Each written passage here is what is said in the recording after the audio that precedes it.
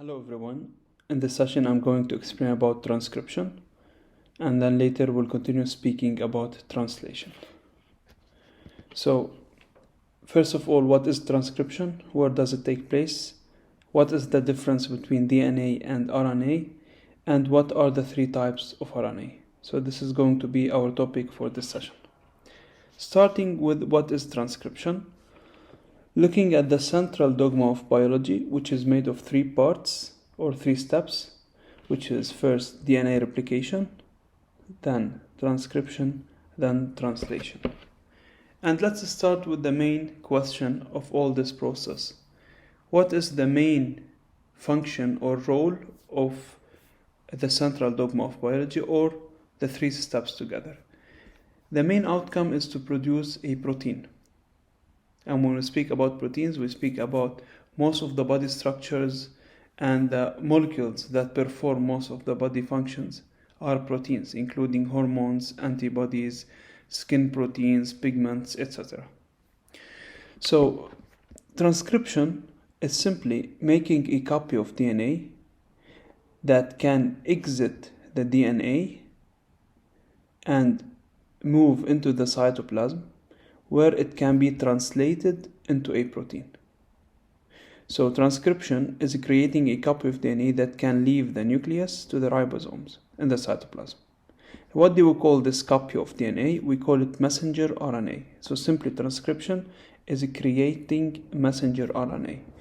Where does it take place? It takes place in the nucleus. So transcription happens in the nucleus. It creates a copy, we call it replica or transcript or replica of DNA called messenger RNA. This messenger RNA later is going to travel to the cytoplasm, and it's going to be installed in the ribosome in order to create a protein. So what is RNA? And what is the difference between RNA and DNA? RNA stands for ribonucleic acid. To recall, DNA stands for deoxyribonucleic acid. So there is a difference in the name, which is here we call it ribonucleic acid, and DNA deoxyribonucleic acid. So let's look at the picture of DNA and RNA, or the structure. DNA is double helix, whereas RNA is single strand, one helix. So this is the first difference. The second difference, both of them are made of nucleotides that contain nitrogenous bases, but DNA contains T, C, A, and G, whereas RNA contains G, A, C, and U instead of T. So there is no thymine in RNA, instead there is uracil. This is the second difference. The third difference between DNA and RNA, and it's clear in this image here, is the type of sugar. And this is from where RNA took its name.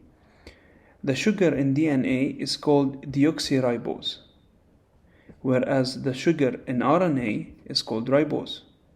You might ask, what is the difference between deoxyribose and ribose? Simply, deoxyribose contains H in its second carbon. So this is here carbon number 1, carbon number 2. There is H, whereas in ribose, in the second carbon, there is OH. So this additional oxygen, it makes the sugar different. And we call it here ribose, whereas in DNA we call it deoxyribose. And this is the third difference between DNA and RNA. So first, DNA is double-stranded molecule, whereas RNA is single strand. Second, DNA contains sugar called deoxyribose that contains hydrogen in the second carbon, whereas ribose contains OH in the second carbon. And the third difference is, instead of T, thymine, in RNA there is uracil, which is single ringed base. Okay? So this is regarding the difference between RNA and DNA. Now there are three main types of RNA. The first one is the messenger RNA that we spoke about during transcription, the transfer RNA or tRNA, and the ribosomal RNA. Let's start with the messenger RNA. What is the function of messenger RNA, which is created during transcription in the nucleus? It is produced in the nucleus during transcription.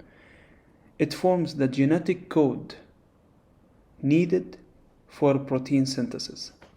So this is the DNA, this is the RNA produced, and it exits the nucleus outside. The question is, why we need messenger RNA? Why we need this molecule?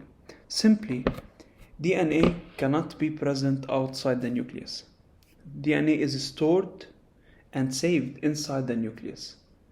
And ribosomes are outside, and making proteins happens outside the nucleus. The information for making a protein is coded or stored in the DNA. But the problem is DNA cannot leave the nucleus to the ribosome in order to tell the ribosome how to make a protein, a certain protein. Remember that DNA carries instructions for making proteins. So the messenger RNA is going to copy those instructions. It's going to make a copy of the DNA, and it will exit the nucleus outside into the cytoplasm and into the ribosome. By doing that, the DNA doesn't have to go outside, second.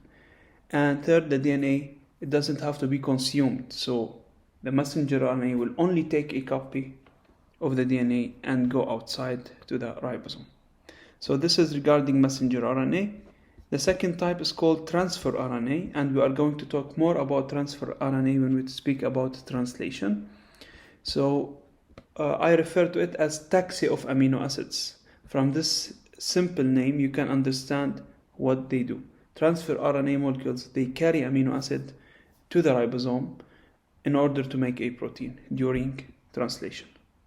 And the last type of ribosome is called ribosomal RNA, and this is a non-coding RNA. What do I mean by non-coding? It doesn't carry information. It's a structural molecule. It means it plays a role in building the ribosome.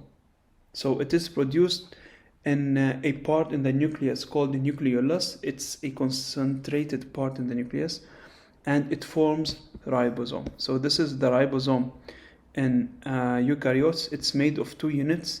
Those are made of ribosomal RNA, and as I said, they don't code for information to make protein. Instead, they are structural molecules. Okay, they help in making RNA. And this is the tRNA. As I said, it's the taxi for amino acid.